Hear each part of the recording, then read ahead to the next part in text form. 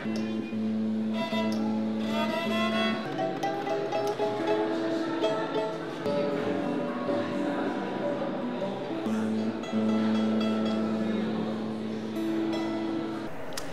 je suis Emmanuel, j'ai cofondé l'association OpenFab il y a quelques mois.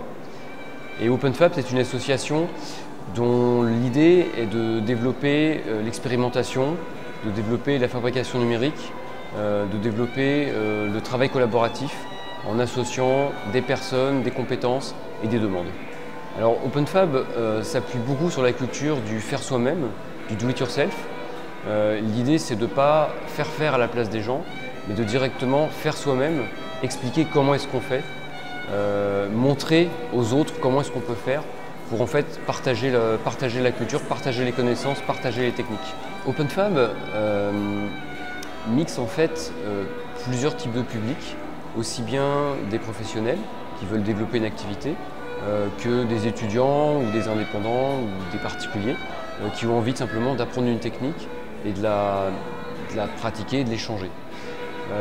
Ensuite, une autre caractéristique d'OpenFab, c'est de ne pas juste être un endroit où on est entre soi, où on est entre spécialistes, mais un endroit, une structure qui va s'ouvrir sur la société, c'est-à-dire s'ouvrir sur les gens du quartier. On a déjà fait quelques actions par rapport à des activités manuelles.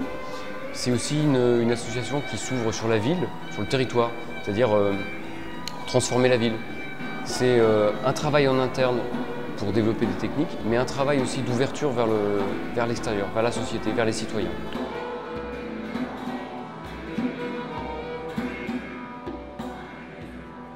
Ici, on est dans le bâtiment qui appartient à Motoko, qui est loué par Motoko, et une partie des locaux est mise à disposition d'OpenFab. Donc l'idée de la journée, c'était aussi de commencer à dire ici, il se passe quelque chose en matière de numérique, en matière de do-it-yourself, en matière de technologique. Il n'y a pas juste des ateliers d'artistes et des ateliers de designers, mais aussi des activités un peu plus techniques. Ça a été l'occasion de faire que les gens se croisent et de leur montrer qu'aujourd'hui il se passe quelque chose et demain on va continuer ensemble. Alors aujourd'hui on avait deux grandes sortes d'ateliers. Des ateliers qui étaient plutôt orientés sur le côté artistique.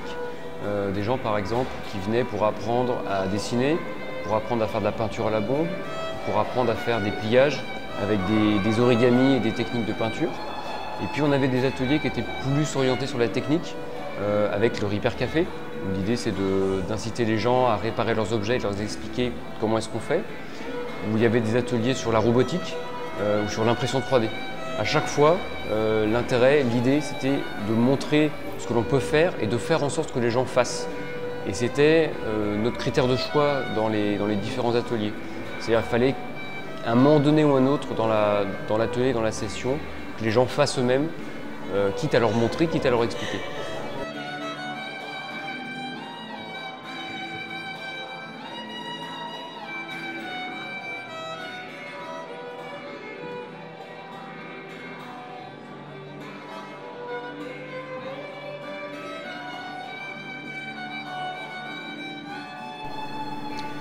Si vous êtes curieux par la structure, si vous êtes intéressé, venez nous rencontrer, venez simplement échanger.